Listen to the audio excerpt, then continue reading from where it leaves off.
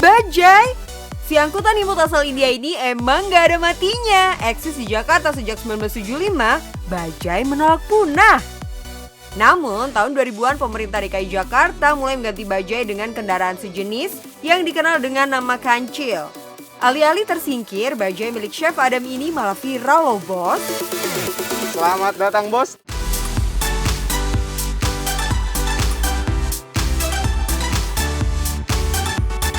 Yap, daripada cuma jadi pajangan doang, Bajai antik milik Chef eksekutif Hotel Bintang 5 di Bilangan Jakarta Selatan ini justru dijadiin kendaraan buat jualan. Di sini kita jual roast chicken. Kita ada yang whole dan ada beberapa menu lain dengan kentang, sosis maupun sayapnya. Mungkin bisa lihat proses pemasakannya. Nah, ini salah satu menu andalan kita, personal chicken with shoestring with herbs. Nah, ini kita jual 35.000 aja. Bajai boleh tua, yang penting cuan, bos.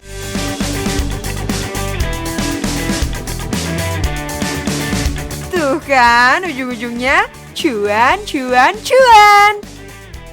Tapi eksekutif Chef Hotel Bintang 5 kok jualannya di kaki 5 sih? Gimana ceritanya nih, Chef? Oh, jadi awalnya itu kita kan kerja di hotel.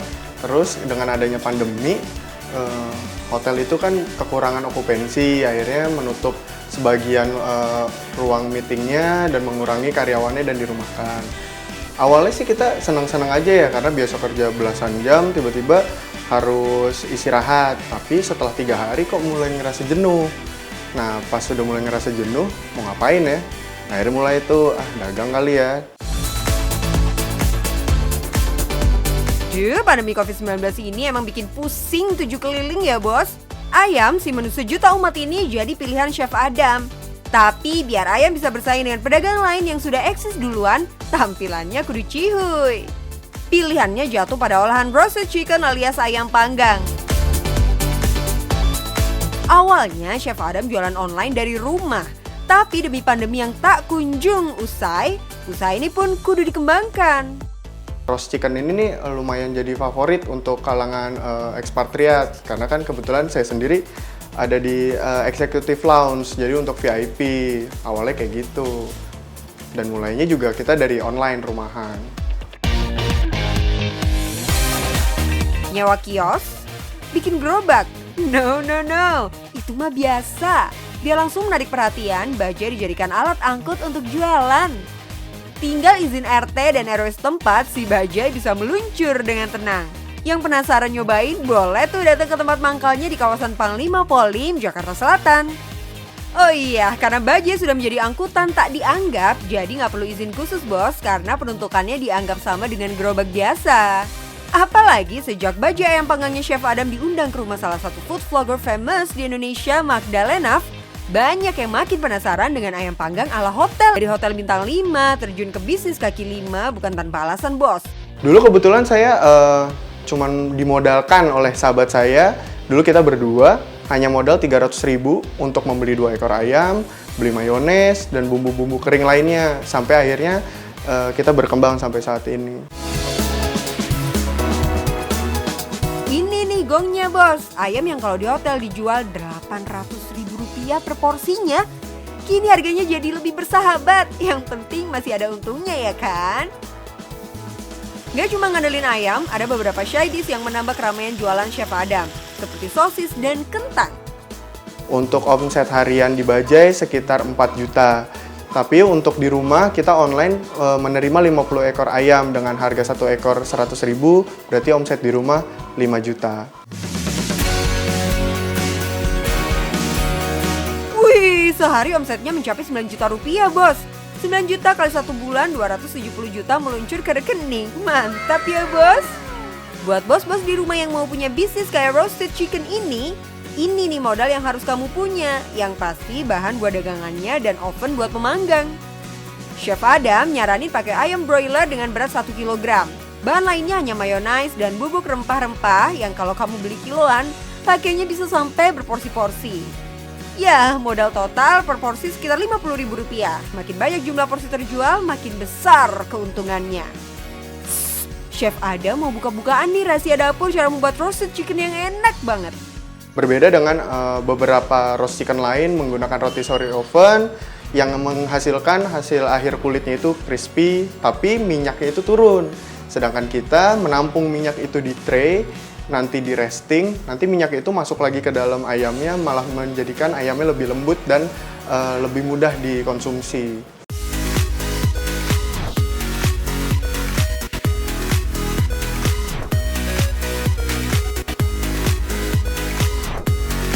Setelah semua bagian terlumuri bumbu, ayam harus didiamkan selama kurang lebih 15 jam agar bumbunya meresap sempurna ke dalam daging.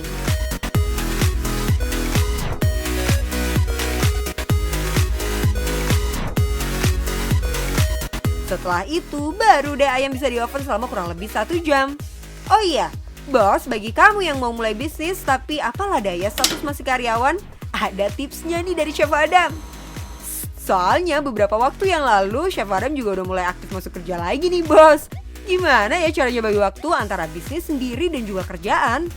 Jadi saya membagi waktunya pagi membumbui untuk yang keesokan harinya, terus saya kerja. Saat saya kerja, kebetulan ibu saya yang membantu untuk memanggang sama mempacking kentang. Nanti setelah saya pulang, saya biasanya mampir tuh ke Bajai. Duh, getol banget nyari duitnya chef. Emang nggak capek chef? Padahal, you know lah, bayaran seorang chef eksekutif di hotel berbintang pastinya mahal. Sebenarnya kalau dibilang capek, dibilang sulit. Cuman karena sedang pandemi, kita juga kondisi keuangan kantor juga tidak bisa maksimal. Dan untuk menutupinya dengan usaha ini.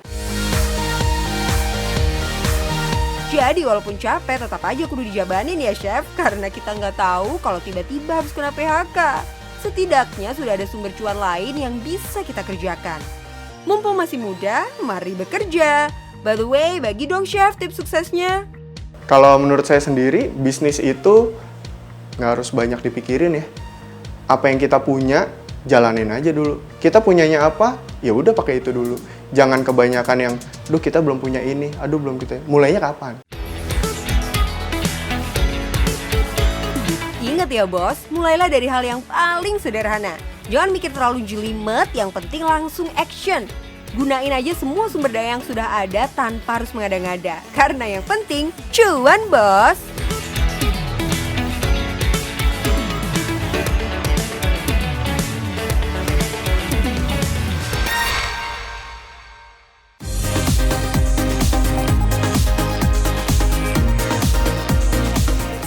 Ini dia Just Tips sayuran. Enggak butuh modal, hanya 10.000 untuk bensin dan parkir.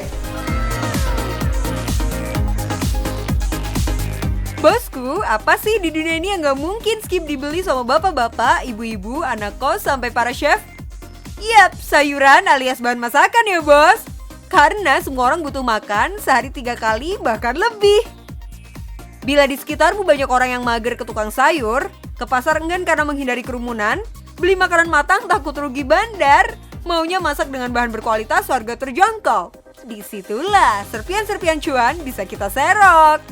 Just belanja sayur modal kata-kata manis aja buat cari pelanggan bos. Dan ini nih tips lainnya. Pertama, kita bisa cari pelanggan dari orang-orang terdekat kita. Misalnya nih, tante atau om kita, bisa juga tetangga. Ingat ya, cari cuan nggak boleh gengsi. Iya, halo. Iya, Om Gilang. Jadi nggak kemarin titip sayur ke aku? 10.000 aja. Yang kedua, karena kita ke pasar, jangan lupa pastinya kita harus menaati protokol kesehatan. Biar nggak gerah, kita ikat rambut, jadi biar nyaman gitu bosku. Yang ketiga, siapin duitnya, karena kalau ke pasar pasti bayarnya masih cash. 500 rupiah aja tante ya, bagi-bagi cuan sedikit lah. H-1 kita bisa cari pelanggan dan list kebutuhan belanja mereka. Infokan juga kesepakatan tarif Justip.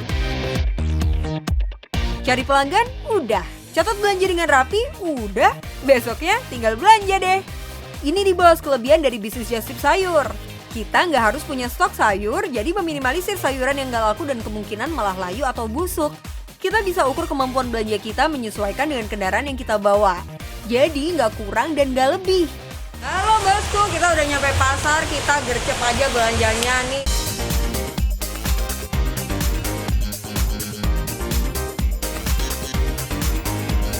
Eits bosku, ini belanjanya udah siap. Banyak banget bosku, kita akan langsung pilah-pilah, langsung kita kirim ke rumah orang masing-masing yang pesan. Oke bosku, ini pastikan kita langsung cuci tangan dulu, kayak gini.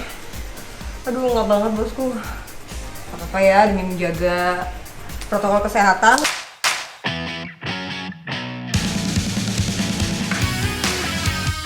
Yuk yang rajin ya bos misahinnya, jangan sampai barangnya ketukar. Ingat, kepuasan pelanggan itu penting banget biar mereka balik lagi dan balik lagi.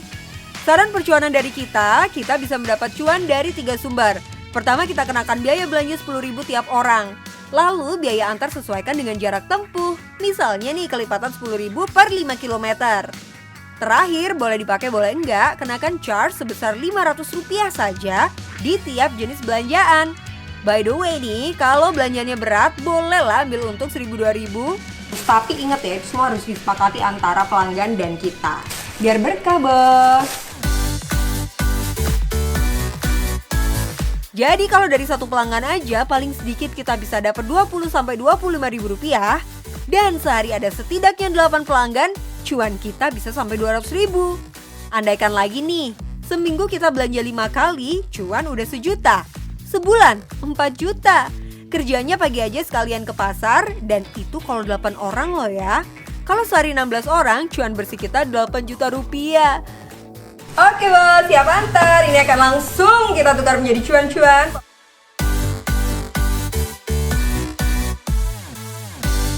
Oh iya, pesan. Iya. Iya. Bentar, berapa ya? 230.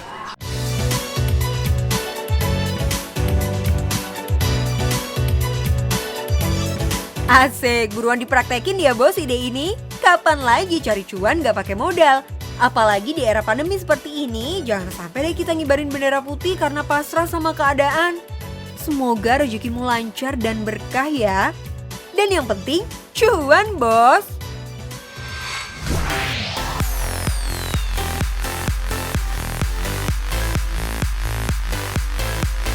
Nasi, makanan nasional warga plus 62. Siapa coba yang gak makan nasi di Republik ini? Sampai-sampai ada istilah, belum kenyang kalau belum makan nasi.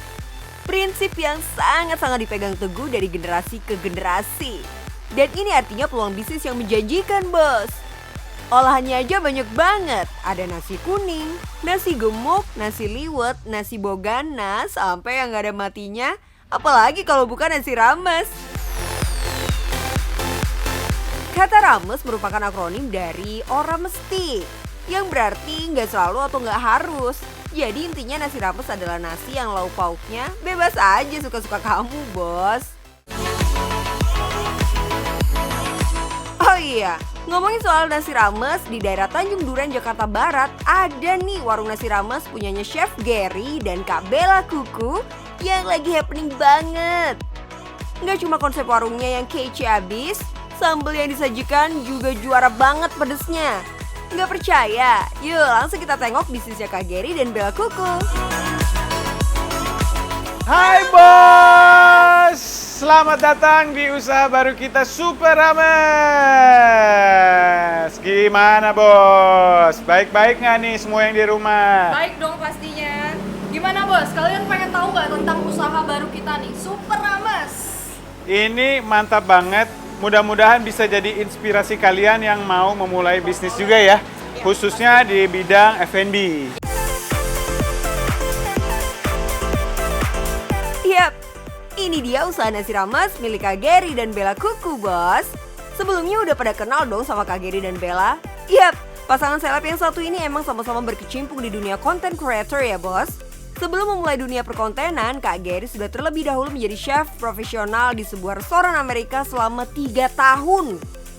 Nggak cuma itu, dia juga berhasil masuk top 3 di ajang kompetisi memasak pada tahun 2013. Sedangkan Bella Kukutanesha merupakan konten creator yang sempat viral karena memiliki paras wajah mirip dengan Lisa Blackpink. Asik! Karena keduanya suka konten masak sampai kuliner di jalan, akhirnya keidean membuat usaha kuliner. Tapi apa ya yang membedakan jual nasi ramesnya Kak Gary dan Bella Kuku dengan para pesaingnya? Buat kalian pecinta pedas pasti seneng banget karena kita punya beberapa menu protein masakan pedas ya. Betul. Dari paling kiri kita punya kikil, terus kita ada paru, terus ada daging, ada cumi hitam, ada tongkol, ada ayam, dan ada ayam juga tapi yang tidak pedas. Ya itu biasanya buat kalau family datang yang bapak ibunya suka pedas tapi anaknya nggak suka pedas, jadi Betul. masih tetap bisa makan ya. Betul sekali, itu proteinnya semua. Sebelum kita pilih protein, kita ada yang namanya itu adalah super simple ya. Betul. Jadi paket paling basic, udah include nasi, udah sayur, terus udah ada mie, udah ada telur Kentang. crispy sama kering kentang. Nah itu harganya juga cuma 15.000 aja. Mantap. Buat yang hemat-hemat. Duh, ini dia yang bikin beda, Bos. Cabai terpedas di dunia ada di sini nih. Jadi, kalau beberapa varian sambal di sini masih kurang pedas, kalian bisa request tambah dengan cabai Carolina Reaper ini. Rasanya pasti segar karena langsung diulek dadakan. For your info ya, Bos, Carolina Reaper memiliki tingkat kepedasan yang sangat tinggi. Tepatnya di angka 1,4 juta sampai 2,2 juta Scoville heat unit. Daya tarik inilah yang membuat nasi rames milik Kak Gary dan Bella Kuku jadi viral, Bos. Gak heran kalau orderan tiap harinya bisa mencapai 400 porsi. Banyak uga ya. Gak cuma itu, daya tarik ini juga lah yang menarik minat para content creator dan juga selebritis untuk mencoba sensasi makan cabai terpedas di dunia. Ini bisa jadi strategi marketing yang jitu, Bos. Tanpa harus mengeluarkan biaya lebih, usaha kalian malah dipromosiin gratis lagi. Tahu sendiri ya, di era digital seperti sekarang, efek dari sosmed itu luar biasa, Bos. Kalau kita coba hitung-hitung, 400 porsi dikalikan dengan harga terendahnya saja Rp15.000. Berarti omset perharinya sekitar 6 juta rupiah. Dikalikan 30 hari berarti total bisa mendapatkan 180 juta rupiah, Bos. Tapi namanya omset, belum dipotong biaya bahan baku, operasional, dan gaji pegawai. Tapi ini sih masih cuan lebar lah. Oke bos, ini dia menu yang biasa kita pesan di Super Rames. Nah kalau di sini, bos-bos di rumah makannya lebih nikmat kalau kita pakai tangan. #yuk makan pakai tangan.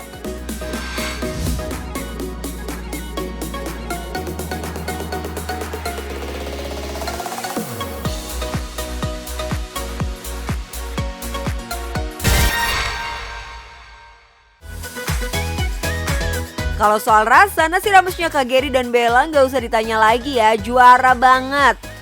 Secara Kak Gary kan basicnya emang seorang chef profesional ya, Bos. Jadi udah ahli banget bikin makanan enak. Oh iya, agar semua menu tetap fresh, dalam sehari mereka biasa memasak 3 kali, Bos. Selain untuk menjaga kualitas rasa, mengkonsumsi makanan fresh tentunya jauh lebih sehat. Gimana, Bos? Bisnis Kak Gary dan Bella Kuku ini sudah bisa menginspirasi kalian belum? Meskipun saat PPKM omsetnya turun, tapi itu nggak mematahkan semangat mereka untuk terus berbenah loh, Bos. Sebenarnya PPKM itu kendalanya karena orang nggak bisa dine in. Jadi otomatis memang omset kita menurun sekitar 30%. Gitu. Cuman banyak juga yang tadinya nggak bisa dine in itu mereka pindah ke online ya. Gitu. Bagusnya juga kita ketika buka itu kita sudah siap platform GoFood dan GrabFood-nya itu. Jadi era digital seperti sekarang, kalau diningnya masih dibatasi, kalian bisa move semuanya ke online. Karena dengan strategi marketing yang kuat, kondisi apapun pasti bisa dilalui. Intinya jangan ada kata menyerah, Bos.